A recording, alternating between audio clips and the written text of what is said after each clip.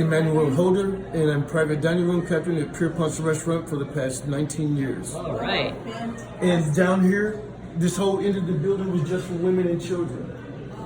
So down here this was the bathhouse. It was porcelain bathtubs and all these individual rooms. So if you peel back this carpet, this black and white towel that you see here, Yes. that's the entire floor down here. Oh my goodness. And all these different alcoves was porcelain bathtubs.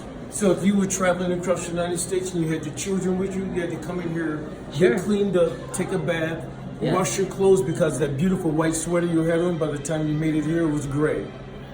Because of all the emissions from the trains, the coal and everything. Sure, yeah, So yeah. you had to get cleaned up. And like I said, porcelain bathtubs. And this building was built in 1914 when they completed construction. And it cost $6.5 million to originally build. J.P. Morgan donated the money. That's why our restaurant is called Pierpont. It's named after John Pierpont Morgan. The building was in operation for 75 years. And on any given day basis, it was 5,000 people every day coming and going. Wow. That's 240 trains a day. That equals 90,000 trains a year. This is the second largest train station in the United States other than Grand Central. The building is 850,000 square feet, and it sits on 850 yards of property of rail lines. It's very impressive. What This a way is to bring it impressive. back to You are a life. time machine, don't you? Every day I come back in time when I show up here. This is great. After working here 20 years, you listen to the music from the 30s and 40s, and then you step down here and you transform. You are. I mean, I just went down to the ladies and I'm like, where am I? Yes. What's going on This, down I here? call this my own little speakeasy restaurant down Oh, here. it is. This picture over here, this right here was taken in 1930. That was 3 years before the shooting up front.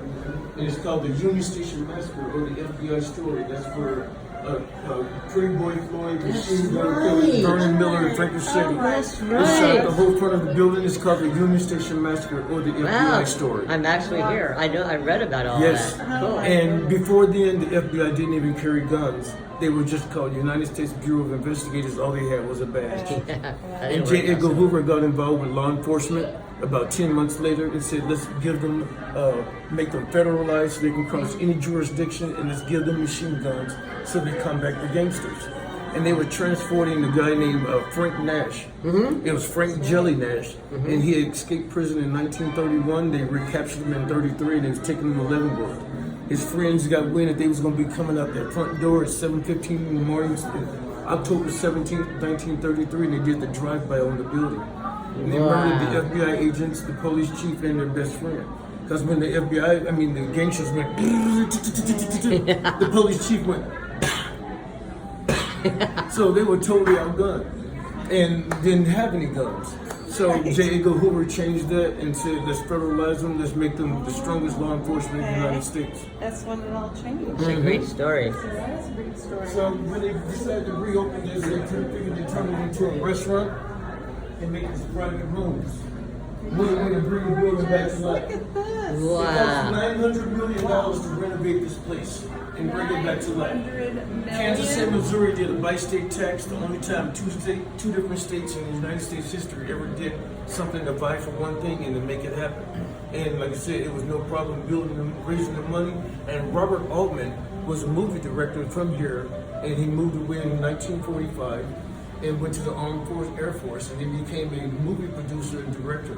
And then he came back and started making movies and made this building famous when he made the movie Kansas City. When it was Right. filmed here. That's right. And that's what gave everybody the great bright idea about bringing this building back to life. It's absolutely. Isn't it? It is absolutely. Wow, what a We story. walked in Like here right and where like, you're standing is another 5 floors right below you. yes. Walt Disney used to work here back in the days. That's This is where Walt Disney used to work for Fred Harvey's restaurant back in like 1918. And this is when he first moved from Marshall, Missouri, right after he came up with Mickey Mouse.